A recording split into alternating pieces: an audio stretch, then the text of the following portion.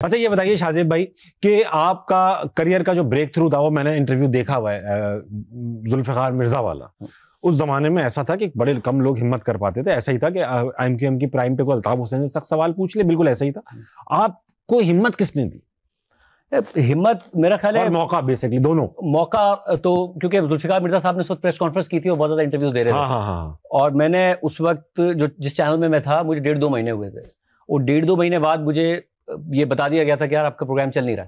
Oh my God. और तो शायद मतलब खत्म हो जाए मामला, शायद मामला आगे नहीं बढ़ेगा। मुझे था कि 1.5-2 महीने तो हुए हैं। हाँ। और 1-2 अच्छे इंटरव्यूज किए भी थे मैंने, बट तो बहुत डिप्रेशन में था मैं। और प्रेशर भी था, प्रेशर बहुत था। ईद की छुट्टियां थी, मैं कराची आया हुआ था और मैंने उनकी प्रेस कॉन्फ्रेंस देख रहा था और देख रहा था कि एंकर्स इतना जब उनसे सवालात कर रहे थे तो ज़ाहिर जुल्फिकार मिर्जा साहब का उस वक्त बहुत कह लें भरम था उनका।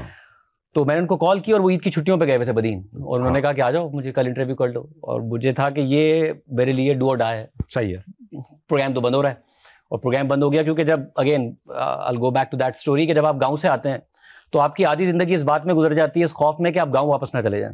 तो आप जो आधी मेहनत कर रहे होते हैं वो जिंदगी में आगे बढ़ने के लिए कर रहे होते हैं, इस तमन्ना के साथ कि आपने आगे बढ़ना है, बट इस खौफ के साथ भी कर रहे होते हैं कि आपको दोबारा गाँव ना जाना पड़े। और मुझे डर लग रहा था कि ऐसा ना हो कि गाँव खत्म हो जाए तो अफोर्ड कौन करेगा, जाना ना पड़ जाए। सही बात। तो मेरे लिए वो था नथिंग टू लूज सिचुएशन थी, जिसमें मैं गया, वो इंटरव्यू मैंने किया, और वो इंटरव्यू के बाद जाहिर है कि अल्लाह ने वो कामयाबी दी कि मुझे उसके बाद ये फिक्र नहीं हुई कभी कि मुझे शायद वापस गाँव न जाना पड़ जाए। उसके बाद आगे का सोचा। मैंने भी एक ऐसा इंटरव्यू किया था, लाइफ चेंजिंग। मेरा ख्याल है आपका जो मेरा जो जुल्फिकार मिर्जा है वो वैसी टर्निंग पॉइंट है जैसा आपका मतीरा है। बेसिक अग्री करता हूं। मैं जुल्फिकार मिर्जा साहब की अटेंशन चाहूंगा, आप मतीरा की अटेंशन चाहूंगा। मतीरा आपको ये जुल्फिकार मिर्जा से कंपेयर अच्छा ये बताइए शाहजेब भाई कि धमकी, ये मुझे तो खैर नहीं आई धमकी, ट्विटर वगैरह पे कुछ लोग या ईमेल, वो उसको मैं धमकी कंसिडर नहीं करता। आपको कभी आई है स्ट्रेट अवे कि बेटा बस ले लेंगे आपकी? आई है, बिल्कुल आई है। उन्हीं से आई है जिनसे आप एक्सपेक्ट कर सकते हैं कराची में होते हुए कि धमकी आएगी। अच्छा। हाँ, प्रोग्राम के बाद। यार आप बहुत ज़हीन आदमी, आप फौरन पहुंच जाते हैं। अच्छा, आई डायरेक्ट आई या किसी के through I? I think extremist की तरफ से भी आई। वो जमाना था जो बहुत ज्यादा मामलात खराब थे, पाकिस्तान में बहुत ज्यादा टेररिज्म के वाकयात होते थे, और उस तरफ से भी आई। और मेरा ख्याल में अकेला एंकर नहीं हूँ जिसको आई, बहुत सारे लोगों को आई। और मगर अब ज़ाहिर वो फिर टाइम गुजर गया, हर मुश्किल टाइम गुजर जाता है, मगर वो काफ़ी मुश्किल टाइम था जिसमें बहुत, उसमें जब धमकी आपको आती थी तो आपको डर सिर्फ ये नहीं होता था कि जिसने धमकी दी है वो आपके खिलाफ कुछ कर देगा।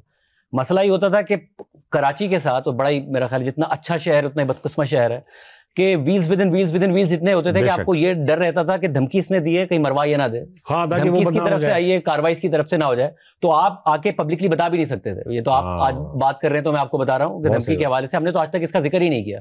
ये जरूर होता था कि अपनी मैनेजमेंट को एक ईमेल की कि मुझे फलां ने धमकी दी थी, जिस पार्टी से धमकी आई उसके पार्टी के नंबर 2 को बताया कि भाई आपके लीडर ने ये धमकी दे दी थी, तो मैं आपको ऑन रिकॉर्ड ला रहा हूं कि मुझे कुछ हुआ। मगर कभी पब्लिक नहीं किया इसको, क्योंकि करने का नुकसान यह था कि आप बताएंगे पब्लिक को कि जी मुझे इसने धमकी दी है, तो कोई और हाथ साफ ना कर दे आपके ऊपर। हाँ, ये भाई बहुत खतरनाक बात है।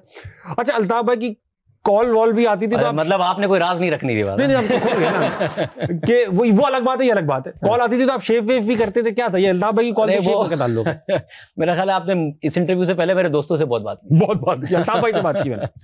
तो